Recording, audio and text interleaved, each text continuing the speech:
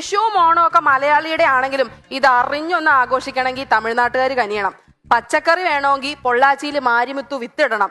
പൂക്കളം ഇടണമെങ്കിൽ തോവാളയിൽ ജമന്തി നടണം. ഇനി ഒന്ന് പടക്കം പൊട്ടിച്ച് ആഘോഷിക്കണമെങ്കിൽ ശിവകാശിയിൽ ശെൽവരാജ് ഇരുന്ന് പണിയെടുക്കണം. നമ്മൾ ചോദിച്ചാ പറയും ഞങ്ങൾ കൺസ്യൂമർ സ്റ്റേറ്റാന്ന്. ഒന്നുമല്ല, മടിയാ. മലയാളിക്ക് മടിയില്ലാത്ത ഒരൊറ്റ കാര്യമേ ഉള്ളൂ, അത് കുടിയാ. ഈ ഒരു അവസ്ഥ വെച്ച് നല്ല അടിപൊളി കൃഷിസ്ഥലമൊക്കെ കാണണമെങ്കിൽ സത്യനന്ദിക്കാടിന്റെ സിനിമ എടുത്ത് നോക്കേണ്ട അവസ്ഥയാ. ചീരയ്ക്ക് തടവെടുക്കുന്നു, പടവലങ്ങയ്ക്ക് വള്ളി കെട്ടുന്നു, കോവയ്ക്ക പറിക്കുന്നു. പക്ഷേ അതിന്റെ ലൊക്കേഷനും അങ്ങ് പൊള്ളാച്ചിയില. ഇതിനൊരു കാരണമുണ്ട്. തമിഴ്നാട്ടുകാർ മൊക്കിന് ചെടി നടും, നമ്മൾ മൊക്കിന് കൊടി നടും. ഈ ഒത്തൊരുമ പക്ഷെ ഭക്ഷണത്തിന്റെ കാര്യത്തിലൊന്നും ഇല്ല കേട്ടോ. ഭക്ഷണത്തിന്റെ കാര്യത്തിലേക്ക് വരുമ്പോ വിഷുവിന് തെക്കോട്ട് വെജ് ആണെങ്കിൽ വടക്കോട്ട് നോൺ വെജാ.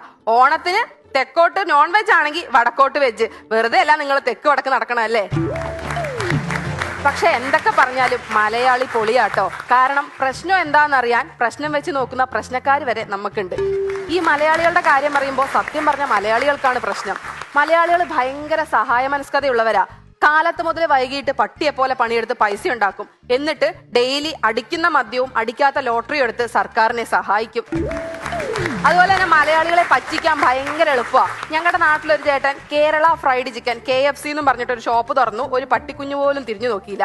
കുറച്ചു ദിവസം കഴിഞ്ഞപ്പോൾ പുള്ളിക്ക് ഒരു ഐഡിയ തോന്നി, KFCയുടെ ഫ്രണ്ടിൽ ഒരു നാടൻ എടുത്തിട്ടാലോ എന്ന്. നാടൻ KFC എന്ന് എഴുതി വെച്ചതും തൊട്ടടുത്ത ബിവറേജിലേക്കാളോ ആളായി ഈ കടയിൽ. ഈ ഒരു ഐഡിയ ഞാനും പ്രയോഗിച്ചു. എന്റെ ടൗണിലുള്ള ഒരു ഹോട്ടലുണ്ട്, ബെസ്റ്റ് ഫുഡ്സ് എന്നാണ് പേര്. ഞാൻ അതിന്റെ പേര് ചെറുതായിട്ടൊന്ന് മാറ്റി വീട്ടിലെ ഊണ്. ഇപ്പൊ നല്ല തിരക്കുണ്ട്, നല്ല ആളുണ്ട്. ഈ മലയാളികൾ ഇതുപോലെ തന്നെ വേറൊരു പ്രശ്നമാണ്, സ്നേഹം പ്രകടിപ്പിക്കില്ല. ഒട്ടുമിക്ക മലയാളി ഭർത്താക്കന്മാരും ചാക്കോമാഷിനെ പോലെയാ. കണക്ക് പഠിപ്പിക്കൂന്നല്ല, അവരുള്ളിലാണ് സ്നേഹം. നിങ്ങൾ കണ്ടിട്ടില്ലേ, ഭർത്താവ് ഫ്രണ്ടിൽ നടക്കും, ഭാര്യ ബാക്കിൽ നടക്കും, മക്കള് നടുക്ക് നടക്കും. ഈ ഫ്രണ്ടിൽ നടക്കുന്ന ഭർത്താവിന്റെ മട്ടും ഭാവവും ഒക്കെ കണ്ടു കഴിഞ്ഞാൽ ആ പുറകിൽ വരുന്ന സ്ത്രീയുമായിട്ട് തനിക്ക് യാതൊരു ബന്ധമില്ലാന്ന് തോന്നും. പക്ഷെ മക്കളുടെ എണ്ണം കണ്ടാ അറിയാം അവര് തമ്മിൽ നല്ല ബയോളജി, നല്ല കെമിസ്ട്രി ഉണ്ടെന്ന്. എന്റെ ഭർത്താവ് ഇങ്ങനെയാ. പുറത്തു പോയി കഴിഞ്ഞാൽ നാലാളുടെ മുന്നിൽ വെച്ച് അടുത്തിരിക്കില്ല, തോളത്ത് കൈയിടില്ല, കെട്ടിപ്പിടിക്കില്ല.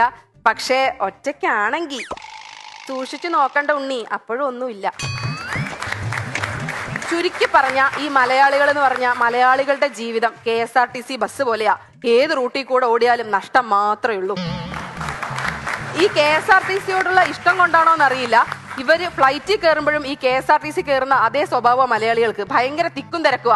ഇവരുടെ തിക്കും തിരക്കും കണ്ടു കഴിഞ്ഞാൽ തോന്നുന്നു ഓടിച്ചെന്ന് നമുക്ക് ഇഷ്ടമുള്ള വിൻഡോ സീറ്റിൽ ചെന്നിരിക്കാന്ന്. വെറുതെ വെറും ഷോ. ഈ ഫ്ലൈറ്റിന്റെ കാര്യം പറഞ്ഞപ്പോഴാട്ടാ, ഒരൊറ്റ ദുബായ് യാത്രയിലൂടെ ഏറ്റവും കൂടുതൽ പൈസ മുടക്കിയ ഒരാൾ ഞങ്ങളുടെ നാട്ടിലുണ്ട്, സുധാകരൻ ചേട്ടൻ. പുള്ളി ദുബായ്ക്ക് ഒരു ഫ്ലൈറ്റ് എടുത്ത് പോകുമ്പോൾ പെട്ടെന്ന് ഫ്ലൈറ്റ് ടേക്ക് ഓഫ് ആയതും പെട്ടെന്ന് ഒരു ഞെരുക്കവും ഒരു ഭയങ്കര ശബ്ദവും. അപ്പൊ തന്നെ പുള്ളി നെഞ്ചത്ത് കൈവച്ച് പറഞ്ഞു, എന്റെ ചിനക്കുത്തൂർ ഭഗവതി, ഞാൻ അടുത്ത വിഷു ഉത്സവം ഞാൻ തന്നെ നടത്തിക്കോളാന്ന്. ഫ്ലൈറ്റ് ലാൻഡ് ചെയ്ത് കഴിഞ്ഞപ്പോഴാണ് മനസ്സിലായത് അത് ഫ്ലൈറ്റിന്റെ ടയർ വന്നടിച്ചതിന്റെ സൗണ്ടാണ്. പിന്നെന്ത് പറയാനാ, 1.5 വർഷം ഗൾഫിൽ കടന്ന് പട്ടിപ്പണി എടുത്ത് 2 ആനയും 12 ശിങ്കാരിമേളവും ഉൾപ്പെടെയുള്ള ഉത്സവം ഗംഭീരമാക്കി ഒരു ഗൾഫിൽ പോക്കിന് 12 ലക്ഷം രൂപ ചെലവ് വന്നു. ഇതുപോലെ തന്നെയാണ് മലയാളികൾക്ക് വേറൊരു കുഴപ്പമുണ്ട്.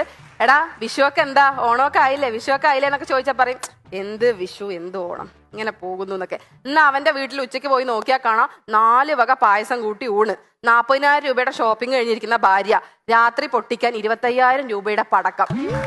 എന്നിട്ട് പറയാ എന്ത് വിഷു എന്നൊക്കെ. അല്ല, നമ്മളും ഇടയ്ക്ക് ഇങ്ങനെയാ. നമ്മളും ഈ ചെയറിലൊക്കെ ഇരിക്കുമ്പോൾ വെറുതെ ചിന്തിക്കാറില്ലേ, എന്ത് ജീവിതം, ചത്താ മതിയായിരുന്നു എന്നൊക്കെ. അപ്പൊ തന്നെ ചെയറൊന്ന് ഒടിഞ്ഞു കഴിഞ്ഞാൽ പറയും, ദൈവമേ ഇപ്പൊ ചത്തേനേന്ന്. ഇതാണ് മലയാളം.